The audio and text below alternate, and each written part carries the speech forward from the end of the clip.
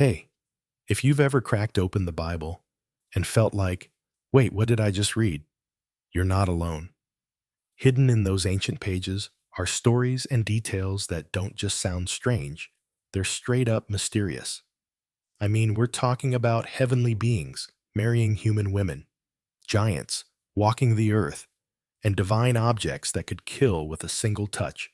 And no, these aren't just legends or old myths.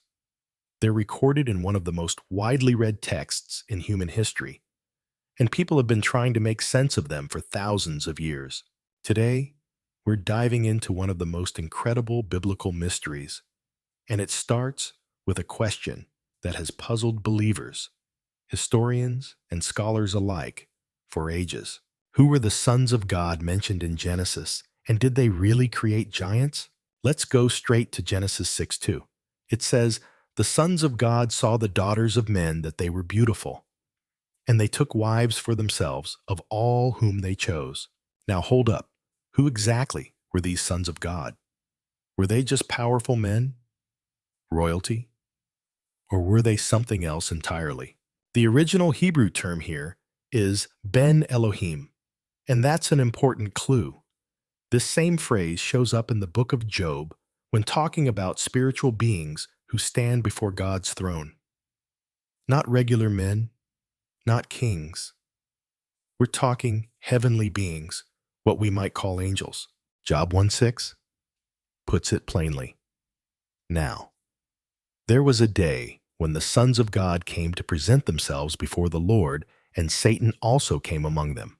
Same phrasing, same context.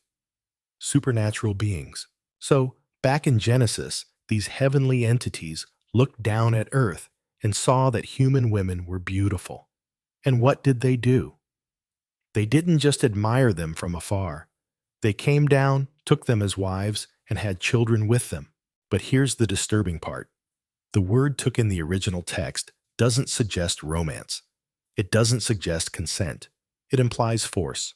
This was not part of God's plan. See, the spiritual realm and the physical realm were meant to stay separate. But these beings, these sons of God, crossed that boundary in the worst way. And what came next?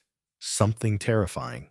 Genesis 6:4 says, "There were giants on the earth in those days, and also afterward, when the sons of God came in to the daughters of men, and they bore children to them. Those were the mighty men who were of old men of renown." Let's pause there. Giants. The Hebrew word used here is Nephilim, and it literally translates to fallen ones. These weren't just really tall guys. They were hybrids, part heavenly being part human, and they were famous. Everyone in the ancient world knew about them, feared them, told stories about them. They were strong, they were powerful, and they weren't supposed to exist. Now, people over the years have tried to soften this story. Some say the sons of God were just the righteous descendants of Seth, Adam's third son, who married the wicked daughters of Cain. But that explanation doesn't really add up, does it? If it were just good people marrying bad people, why would their children be giants? Why would God be so angry? He wipes out the world. Others say the sons of God were ancient kings who thought of themselves as gods. Again, interesting theory, but it doesn't fit the Hebrew wording or the context of other scriptures where Ben Elohim always refers to supernatural beings. The most straightforward reading, these were heavenly beings who came down, took human wives, and created a race of unnatural giants. And it gets even more interesting when you look outside the Bible. All over the world, and I mean from Mesopotamia to South America, there are legends about beings from the sky coming down to earth and interacting with humans. There are stories of giants, not just tall people, but massive beings with incredible strength and unusual powers. Some archaeologists in the Middle East have even uncovered unusually large skeletons and ancient texts that reference giant races. Now, we've got to be careful not to jump to conclusions or exaggerate the evidence. But the fact that so many different cultures share similar stories makes you wonder, doesn't it? Could there be something to this? Could the Nephilim really have existed? According to Genesis, the presence of these giants corrupted the earth so badly that God had to take drastic action. Genesis 6:5 says, "Then the Lord saw that the wickedness of man was great in the earth, and that every intent of the thoughts of his heart was only evil continually." Verse 11 adds, "The earth also was corrupt before God, and the earth was filled with violence." See, it wasn't just moral corruption. Something had gone wrong at the genetic level. Humanity had been tainted by these unnatural unions, and God decided the only solution was to start over. That's where Noah and the flood come in. God saves one righteous man and his family and wipes out the rest of a corrupted world. But wait, the mystery doesn't end there. Because guess what? The Nephilim show up again after the flood. Yep. In Numbers 13:33, when the Israelites are spying out the promised land, they say, "There we saw the giants. The descendants of Anak came from the giants, and we were like grasshoppers in our own sight, and so we were in their sight." Same Hebrew word, Nephilim. So, how did the giants survive the flood? Or did their bloodline somehow return? Deuteronomy 2:20 talks about a land regarded as a land of giants. There's King Og of Bashan, whose iron bed was over 13 feet long. And of course, there's Goliath of Gath, the giant warrior defeated by young David over 9 feet tall. Theories vary. Some say another group of heavenly beings may have repeated the same sin. Others believe that some genetic traces survived through one of Noah's son's wives. Whatever the case, the Bible is clear. Giants reappear, and they're real threats in Israel's journey through the Old Testament. And that's just the first of 7 biblical mysteries. Stick with us because next we're meeting a king and priest with no parents, no origin, and no end. A man who showed up out of nowhere, blessed Abraham, and then disappeared. It's time to talk about Melchizedek, the eternal priest, who may not have been human at all. All right, let's move to the second mystery, and this one is wild. We've all heard of important biblical figures who shaped history: Abraham, Moses, David. But then there's this guy, Melchizedek. He shows up out of nowhere, no backstory, no family tree, and then vanishes just as mysteriously. But here's the kicker. He's not just some ancient dude. He's both a king and a priest, and the Bible treats him like someone outside of time.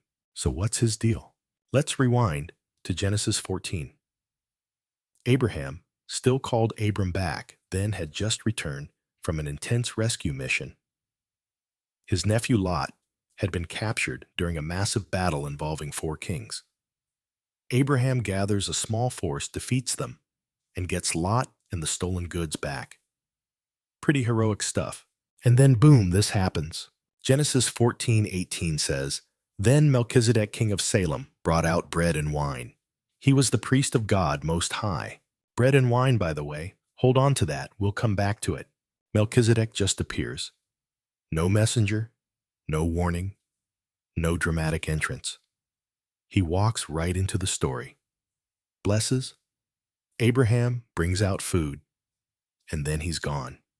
It's as if he knew what Abraham had just been through, like he'd been waiting for him. Genesis 14:19-20 continues, "And he blessed him and said, 'Blessed be Abram of God Most High, possessor of heaven and earth, and blessed be God Most High, who has delivered your enemies into your hand.' And he gave him a tithe of all." Now think about that. Abraham, the man God personally chose to begin. A nation gives a tithe to Melchizedek. That's huge. A tithe was a form of worship, a recognition of spiritual authority. So Abraham, the guy who would father Israel, is bowing figuratively, if not literally, to this mystery man. And the Bible gives us zero info on Melchizedek's background. No lineage, no tribe, no birthplace. Not even a death record. Now that might not seem like a big deal until you realize something the Bible is obsessed with genealogies. You can't read 3 chapters in the Old Testament without bumping into so-and-so begat so-and-so all the way down the line. But Melchizedek nothing, and the New Testament actually calls attention to that. Hebrews 7:3 says, Melchizedek was without father, without mother, without genealogy, having neither beginning of days nor end of life, but made like the Son of God, remains a priest continually. What? This guy doesn't just come without a backstory. He's being compared to Jesus, not just in character or role, but in eternality. He's described as being like the Son of God, and his priesthood is eternal. So who was he? Well, let's break down the theories. Theory number 1. He was a regular human maybe, Shem. Some Jewish traditions say Melchizedek was actually Shem, one of Noah's sons, who lived long enough to overlap with Abraham. That would explain his knowledge of God Most High. But here's the problem. If he was Shem, why would the Bible deliberately leave out his genealogy? Shem had one. It's literally in Genesis. Why would that be skipped? Theory number 2. He was an angel. Some early church leaders believed Melchizedek was an angel who took on human form to bless Abraham and foreshadow the coming Messiah. Angels do show up as people in other stories, like when they visit Abraham later in Genesis. But again, Melchizedek received a tithe and blessed Abraham like someone with divine authority, not just a messenger. Theory number 3. He was a theophany, a pre-incarnate appearance of Christ. This one's fascinating. A lot of theologians, especially in the early church, believed Melchizedek wasn't just like Jesus. He was Jesus. In other words, Melchizedek was a theophany, an appearance of Christ before he was born in Bethlehem. Why? Because the parallels are almost too perfect. He's called King of Righteousness and King of Peace. Salem is believed to be early Jerusalem. He brings bread and wine. He has no beginning or end. He's a priest not of Levi, which didn't exist yet, but of a higher eternal priesthood. Hebrews 7:17 drives this home. You are a priest forever, according to the order of Melchizedek.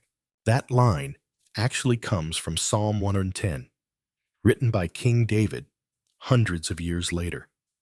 David prophesied about someone greater than himself, someone who would combine kingship and priesthood forever. That wasn't possible under Jewish law. Kings came from Judah. Priests came from Levi. No crossover. But here's Melchizedek, both king and priest. And here's Jesus, also both king and priest. But not from Levi. He's from the tribe of Judah. So how does Jesus qualify as high priest? Because his priesthood didn't come from Levi. It came from Melchizedek. In fact, the book of Hebrews argues that Jesus' priesthood is superior because it's based on eternal authority, not bloodline. And about that bread and wine, Genesis 14:18 says, Melchizedek brought out bread and wine to Abraham. That might seem like a simple refreshment after battle, but think symbolically. Bread and wine become the central elements of the Last Supper. They symbolize Christ's body and blood. They're the core of the new covenant. Coincidence, maybe. But in the Bible, symbolism like that is rarely accidental. Let's go one level deeper. Melchizedek was king of Salem, which, as we said, many scholars believe was ancient Jerusalem. That's the city where Jesus would eventually be crucified, where the temple would stand, where the priesthood would serve. It was the center of God's presence on earth. So, Melchizedek ruled from what would become God's holy city, served as his high priest, and blessed the father of the Jewish nation. And then he disappears. No death, no tomb, no farewell speech, just gone. The Bible never mentions him again until David brings him up in a prophecy. Then Paul drops his name in Hebrews and says, hey, you know that guy from way back? That was pointing to Jesus all along.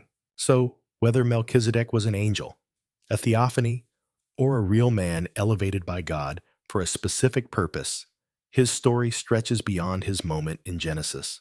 He's a bridge between the old and the new, a signal that something eternal was coming, that a better priesthood was on the way, one that didn't depend on bloodlines or rituals, but on righteousness and grace.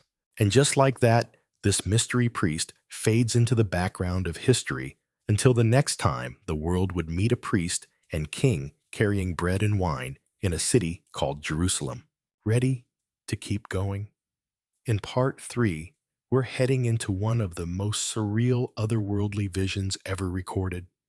A sky that opens creatures with 4 faces, wheels full of eyes, and a throne made of sapphire.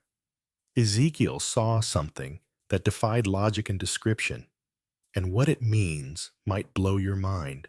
All right, buckle up, because this next biblical mystery is like something out of a science fiction movie. But it's not from a Hollywood script, it's straight from the book of Ezekiel. So picture this. You're a 30-year-old priest in exile. You're sitting by a river in Babylon. The sun is probably beating down on your back, and you're surrounded by other Jewish captives who've lost everything. And then boom, the sky rips open. That's where we find Ezekiel. Ezekiel 1:1 starts the whole thing off with, "The heavens were opened, and I saw visions of God." And what follows? One of the most jaw-dropping supernatural scenes in the entire Bible. Let's break it down, step by step. First, Ezekiel sees something coming from the north, a storm cloud. But it's no ordinary weather system. Verse 4 says, "A great cloud with raging fire engulfing itself, and brightness was all around it, and radiating out of its midst like the color of amber. A swirling firestorm with glowing light pulsing from its core." He's not dreaming. He's not having a trance. He says he saw it while sitting among the exiles, completely awake. And inside that fiery cloud, something even stranger. Verse 5. Also from within, it came the likeness of 4 living creatures. Now these weren't your standard angelic figures. Each of these beings had 4 faces, 4 wings, legs like polished bronze, and they moved in ways that didn't make any earthly sense. Let's talk about those faces for a second. Verse 10 says each creature had the face of a man intelligence, the face of a lion strength, the face of an ox service, and the face of an eagle vision and speed. Each of these faces represents a different part of creation. Humanity, wild animals, domesticated animals, and birds. It's like they were walking symbols of the whole created world. But then comes the real curveball, the wheels. Verse 15 says, "Now as I looked at the living creatures, behold, a wheel was on the earth beside each living creature. And these weren't your average chariot wheels." Verse 16. "The appearance of the wheels and their workings was like the color of beryl, and all 4 had the same likeness. The appearance of their workings was as it were a wheel in the middle of a wheel." So imagine a wheel spinning inside another wheel, like interlocking gyroscopes that could move in any direction without turning. Forward, backward, sideways, all without rotating. It's mobility that defies physics. Then there's verse 18. "Their rims were so high they were awesome, and their rims were full of eyes all around." Yeah, eyes. Not decorations, not carvings, real eyes, all around the rims of the wheels, alive, watching. These wheel beings are called ophanim in Hebrew, meaning wheels or whirlwinds. They move in sync with the living creatures. Ezekiel describes it like they're linked. When one moves, the other moves. When one stops, the other stops. They're perfectly coordinated. Above all of this, above the creatures, above the wheels, Ezekiel sees something else. Verse 22. "The likeness of the firmament above the heads of the living creatures was like the color of an awesome crystal stretched out over their heads. A crystal platform, sparkling, glowing, suspended in the sky. and above that, a throne. Verse 26 says, above the firmament was the likeness of a throne in appearance like a sapphire stone. On the likeness of the throne was a likeness with the appearance of a man high above it. Okay, pause for a second. This is a throne made of sapphire high above the sky, sitting on top of glowing creatures, wheels with eyes, and a platform of crystal. And on that throne, a figure who looked like a man, but clearly was so much more. Verse 27, from the appearance of his waist and upward I saw, the appearance of fire with brightness all around. From the appearance of his waist and downward, the appearance of fire with brightness all around.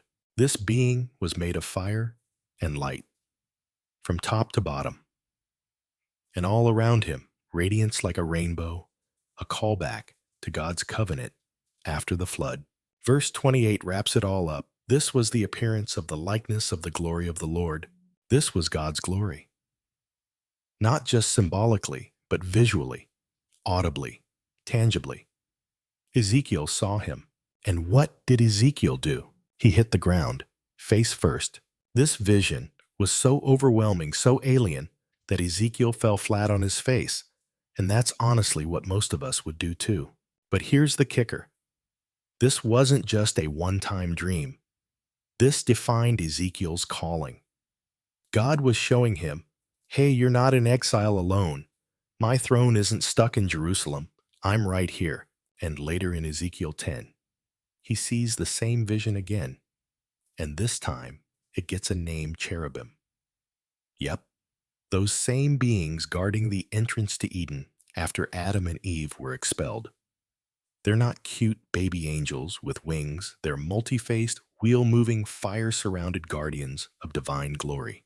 And these cherubim, they carry God's presence wherever he wants to go. His throne is mobile, which means even in Babylon, God was still with his people.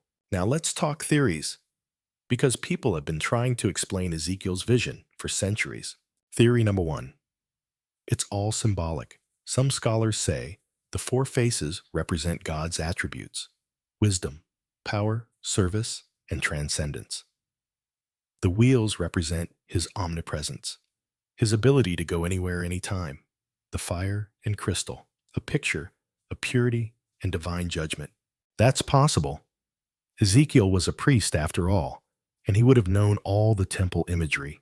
But Ezekiel keeps saying things like, I saw, I beheld, I heard. He's clear this wasn't a dream or allegory. He saw it, literally. Theory number 2, advanced technology. Others, especially in modern times, believe Ezekiel was describing something like an ancient UFO encounter. The wheels, the lights, the movement in all directions, the throne hovering above, it's all eerily similar to how some people describe alien encounters. Was he seeing some kind of divine spacecraft? Maybe. But Ezekiel doesn't describe aliens. He says it was the glory of the Lord. So if it was advanced tech, it was God's. Theory number 3. A glimpse of heaven itself. This one lines up with the rest of Scripture. Ezekiel wasn't seeing a symbol. He wasn't confused. He was seeing heaven breaking into earth. And guess what? He's not the only one. In Revelation 4, the Apostle John sees something almost identical. 4 living creatures, each with the same 4 faces surrounding God's throne. And again, there's fire, crystal, thunder, and voices. The imagery is consistent across time and prophets. Why? Because this is what heaven looks like. Not fluffy clouds and harps, but burning creatures, moving thrones, blinding glory, and the cherry on top. This whole vision becomes the template for how later Jewish and Christian mystics describe heaven. Ezekiel gave us the language for the indescribable. So what do we make of it? Ezekiel's vision shows us that the spiritual realm is way more real, way more intense, and way more structured than we often imagine. There are systems, there are beings, there's movement, there's purpose. And above it all, on a sapphire throne, surrounded by light, sits God, still ruling, still watching, still moving among his people even in the middle of exile. Coming up next, we're heading into one of the most mysterious personal experiences ever described in the Bible, when the Apostle Paul was caught up to the third heaven and saw things too holy to repeat. Was he in his body? Was he out of it? Even Paul didn't know. All right, time to get personal. Because this mystery isn't just about ancient giants or cosmic wheels, it's about one man's jaw-dropping experience with the divine. And not just any man, we're talking about Paul the Apostle, who wrote most of the New Testament. And he almost didn't tell us about it. In 2 Corinthians 12, Paul opens the chapter almost reluctantly. He says, "It is doubtless not profitable for me to boast. I will come to visions and revelations of the Lord." Translation: I don't really want to talk about this, but I have to. And then casually, he drops this bombshell. I know a man in Christ who 14 years ago, whether in the body, I do not know, or whether out of the body, I do not know, God knows such a one, was caught up to the third heaven. Whoa. Paul is talking about himself here, but he does it in the third person. Why? Because the experience was so intense, so sacred. He's almost distancing himself from it. He's not bragging. He's saying, I can barely understand what happened to me. Let's unpack that phrase, caught up to the third heaven. The word caught up is harpazo in Greek, the same word used for the rapture in 1 Thessalonians. It means to be seized, suddenly snatched away. Not floated, not drifted, taken. And where did he go? Not just heaven, the third heaven. So what does that mean? In Jewish thinking, the first heaven is the sky, the atmosphere. Birds, clouds reign. The second heaven is outer space, stars, sun, moon.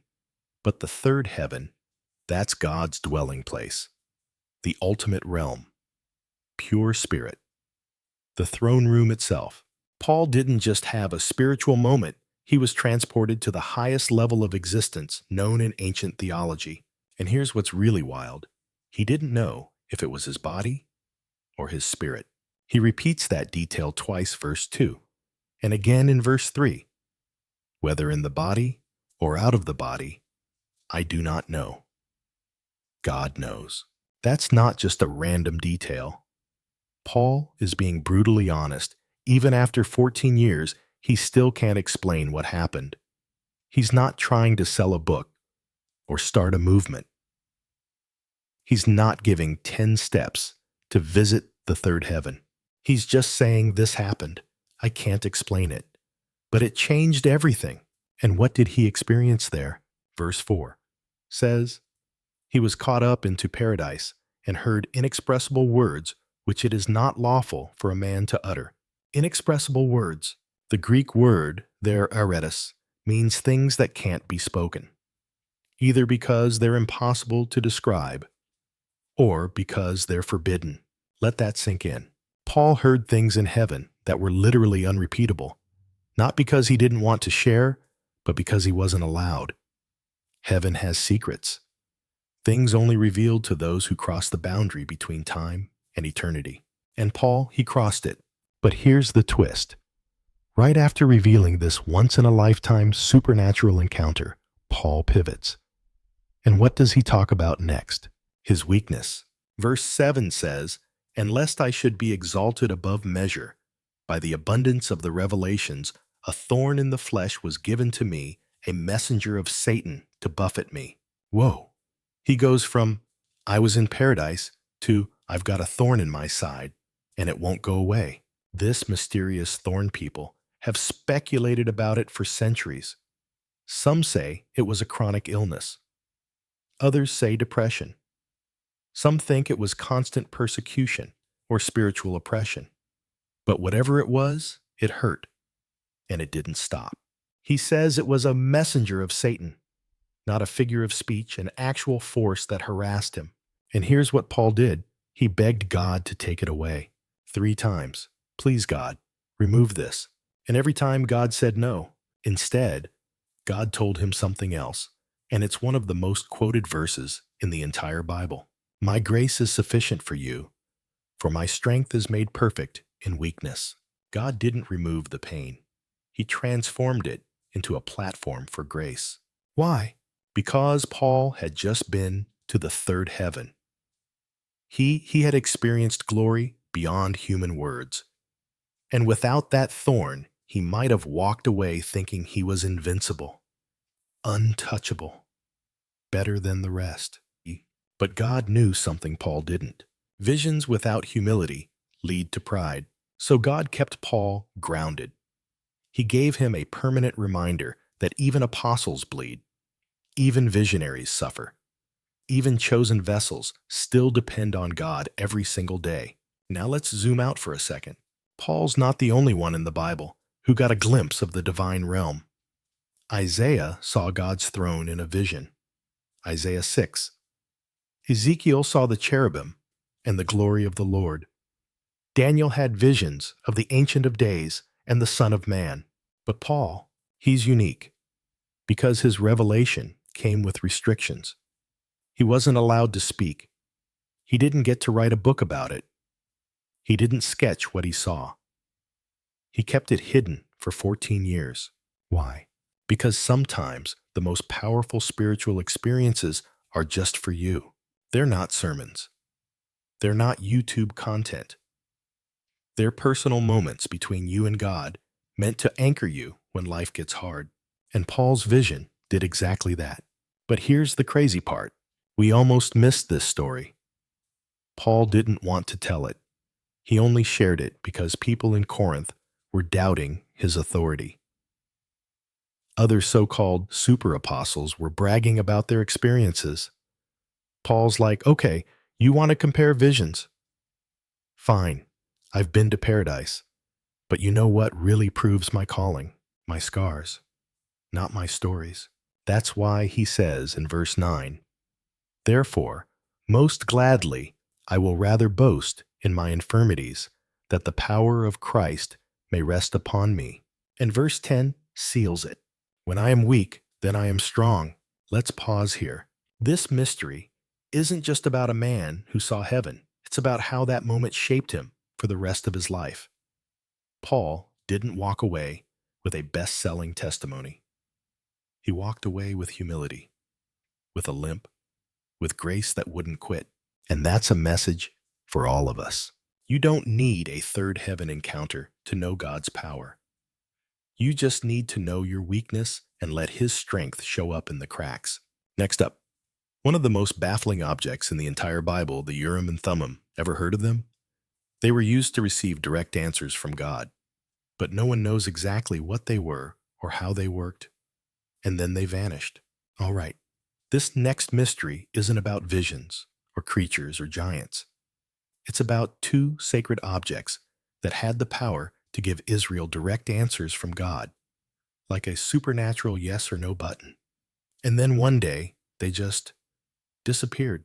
We're talking about the Urim and Thummim. Now, if you've never heard of them, don't worry. Most people haven't. Even though they played a critical role in ancient Israel, the Bible gives us almost no physical description of what they looked like. But their function, that was crystal clear. They were placed inside the breastplate of judgment worn by the high priest. You can read about it in Exodus 28:30. You shall put in the breastplate of judgment, the Urim and the Thummim, and they shall be over Aaron's heart when he goes in before the Lord. These weren't decorations. They were divine instruments used for decision-making, especially when Israel's leaders needed clarity on matters of national importance. Now let's talk about the names.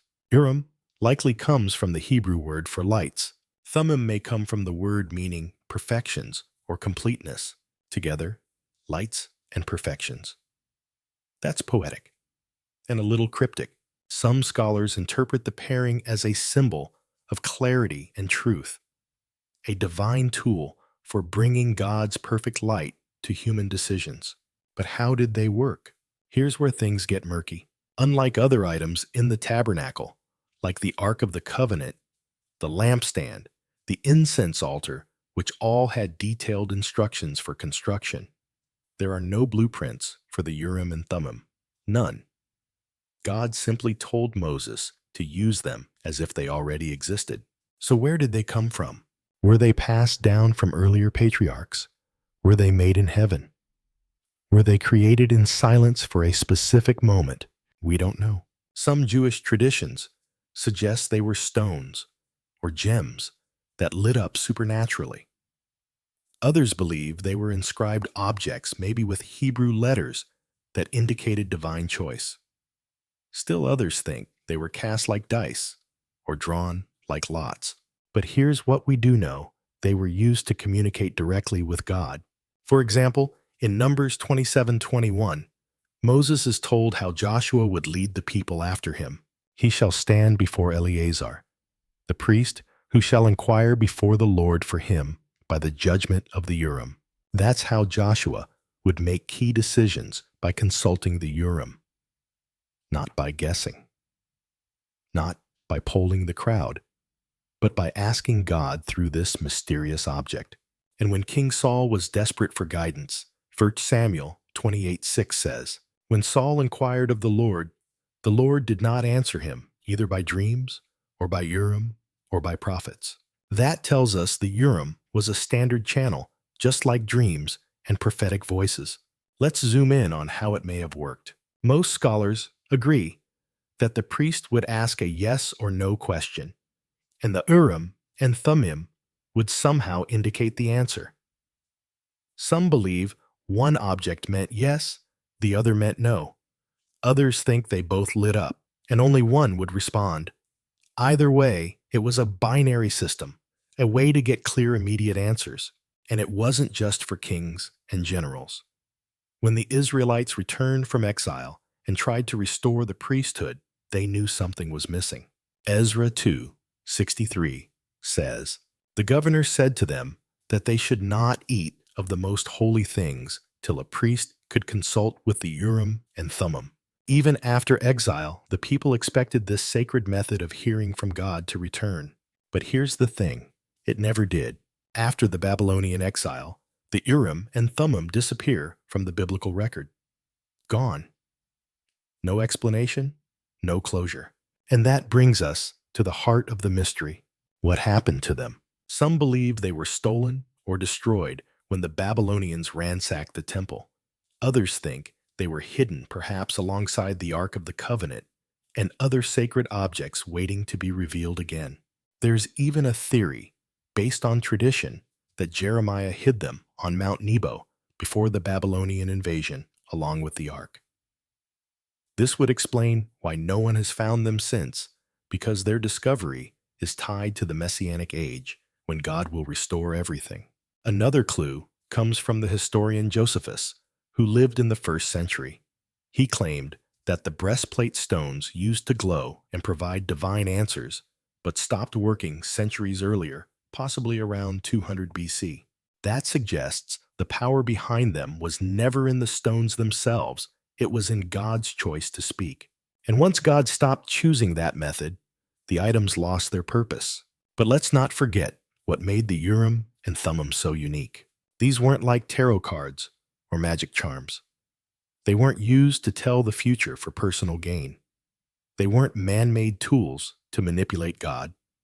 They were a God-ordained channel for seeking His will with limits. Only the high priest could use them. Only specific questions could be asked, and only God could choose to answer. There were times when the Urim stayed silent. No glow, no movement, no answer. And that silence itself was an answer. Not now, not this way. This wasn't divination. This was submission, bringing your questions to God and waiting for His response. And here's something fascinating. While most people focus on how the Urim worked, maybe the real mystery is why God chose to use them at all. Why give a physical object the ability to deliver divine answers? Maybe because God knows we're visual creatures. We like signs. We crave confirmation. So in that time, before Scripture was complete, before the Holy Spirit indwelt every believer, the Urim and Thummim were tangible ways for Israel to hear from heaven.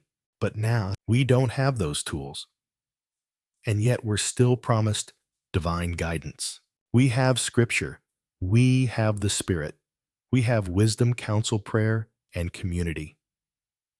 In a way, we've been given something even better than sacred stones' direct access to God Himself. Still, the disappearance of the Urim and Thummim leaves a strange silence in the biblical narrative. They were part of Israel's most important decisions, and then nothing. No farewell, no replacement, no sequel. Just a void. And that void reminds us God doesn't always work the same way in every generation. He moves differently in different seasons. He may use fire from heaven in one chapter and whispers in the next. He might use sacred objects one day and then use you the next. Okay, you've heard of it, even if it's just from Indiana Jones. But let's be clear. The Ark of the Covenant isn't a Hollywood myth. It was real. It was powerful. And it was holy in a way that could kill you on contact. It was more than a sacred object. It was the physical meeting place between God and His people. And then one day, it was gone. Let's rewind to the blueprint. God didn't just let the Israelites improvise when it came to the ark. In Exodus 25, He gave Moses exact instructions. They shall make an ark of acacia wood. 2.5 cubits shall be its length, 1.5 cubits its width, and 1.5 cubits its height. You shall overlay it with pure gold. That's about 45 inches long, 27 inches wide, and 27 inches high. Not huge, but it was completely covered in gold, inside and out. The lid, solid gold, and on top of that lid, called the mercy seat, were 2 cherubim made from the same piece of gold. Their wings stretched out facing each other, creating a kind of throne for the divine. It wasn't symbolic. God literally said, "There I will meet with you." Exodus 25:22. This was God's throne on earth. Now this ark was never to be touched, not even by priests. God designed it to be carried using gold-covered poles inserted through rings on each side. No hands allowed. Why? Because direct contact with divine holiness is deadly to sinful humanity. And as we'll see, God wasn't bluffing. Inside the ark were 3 things: the stone tablets of the 10 Commandments, Aaron's staff that miraculously budded, a golden jar of manna from the wilderness. Each item symbolized a moment when God stepped into human history in power. So what kind of power did this box actually hold? Let's start with a story that makes it clear this thing was not to be taken lightly. In 1 Samuel 5, the ark was captured by the Philistines during battle. They thought they'd won a prize. They brought it into the temple of their god Dagon and set it next to his statue. Bad idea. The next morning, Dagon's statue had fallen flat on its face, so they stood it back up. Next morning, same thing. Except this time, Dagon's head and hands had been broken off. Then it got worse. The people of Ashdod started breaking out in tumors and suffering from what the Bible describes as widespread panic and sickness. They moved the ark to another city. Same thing. More sickness, more terror. Finally, after 7 months of chaos, the Philistines sent it back to Israel, loaded onto a cart, pulled by cows, with a guilt offering of golden tumors and rats. Yeah, it got that bad. But even among God's people, the ark was not safe if treated with disrespect. Fast forward to 2 Samuel 6. King David wants to bring the ark to Jerusalem. He's excited. He builds a new cart. Celebrations are happening.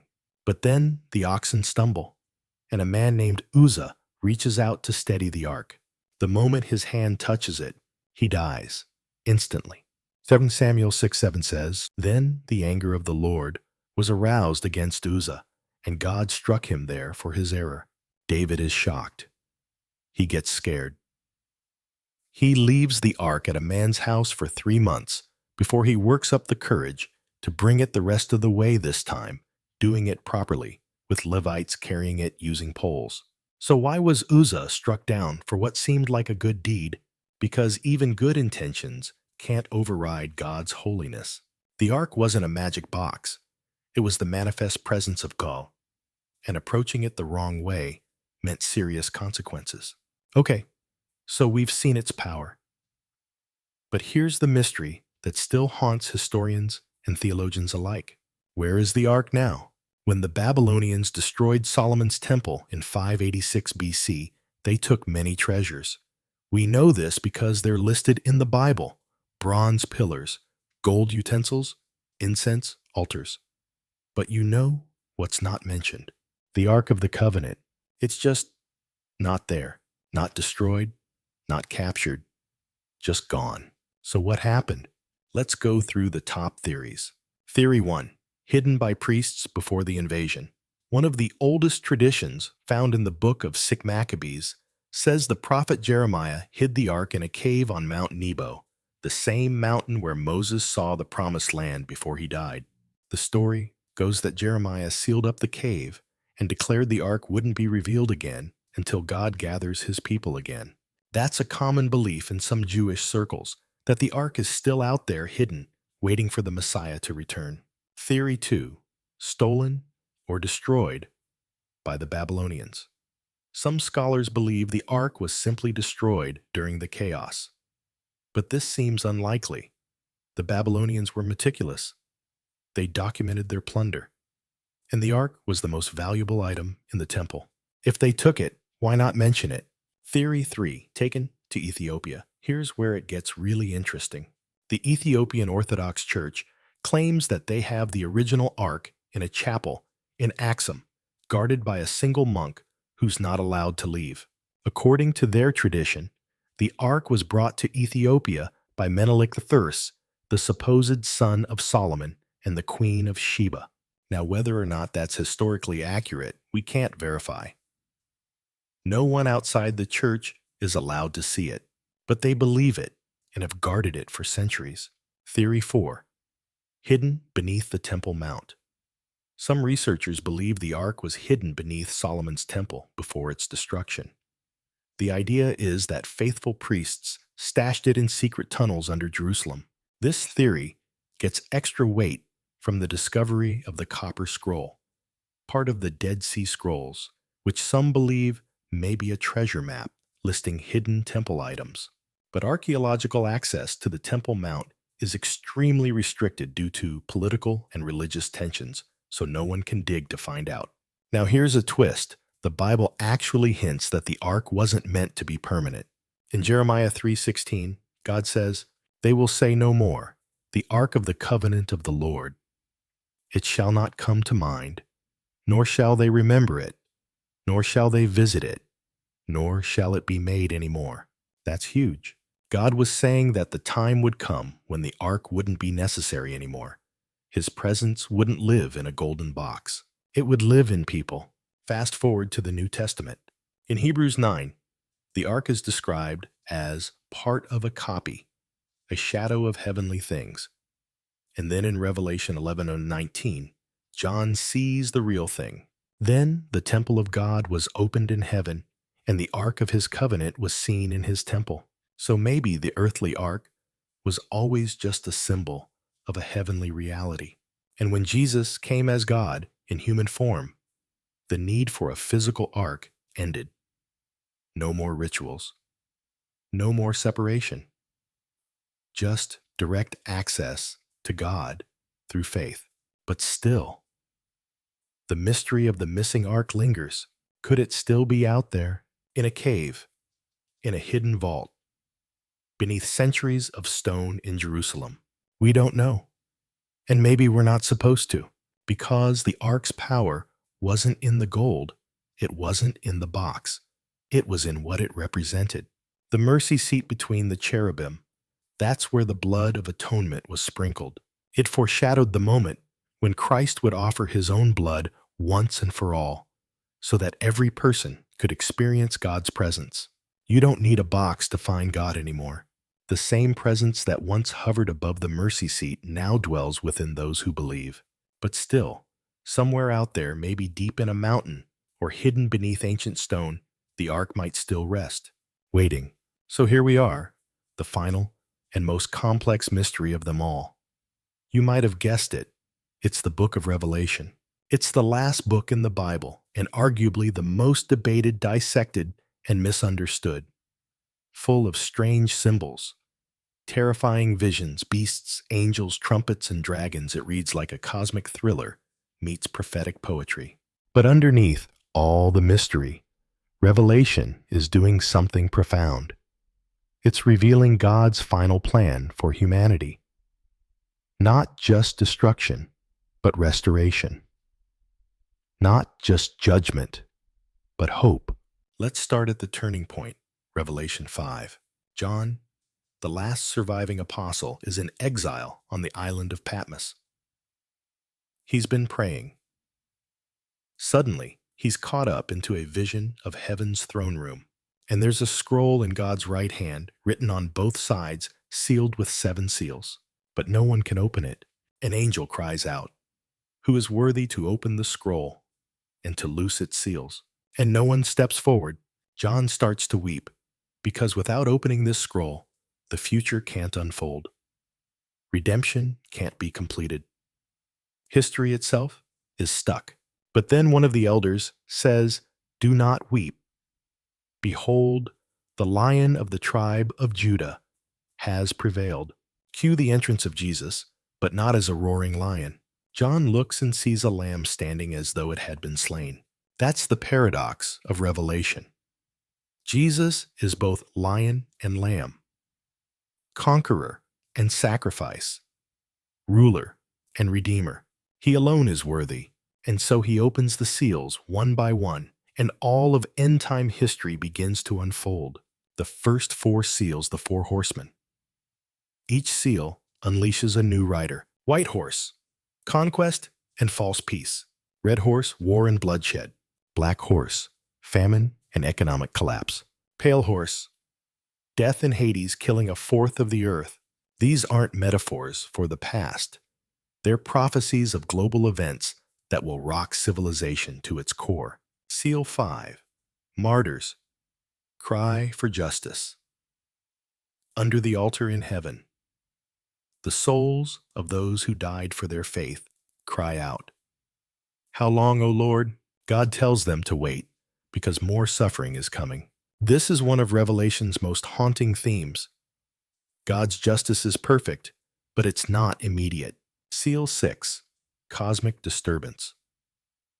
The sky darkens, stars fall, mountains and islands shift. It's like the earth itself is unraveling. People hide in caves and beg the mountains to crush them just to escape the face of God. But this is just the beginning. Then come the trumpets, trumpet judgments, supernatural disasters. Each trumpet blast brings another catastrophe. Fire mixed with hail, a burning mountain thrown into the sea. A star named Wormwood poisons fresh water. A third of the sun, moon, and stars are darkened. And then the 5th trumpet. This one's different. It unleashes demonic locusts from a bottomless pit, commanded not to destroy nature, but to torment humans who don't have God's seal.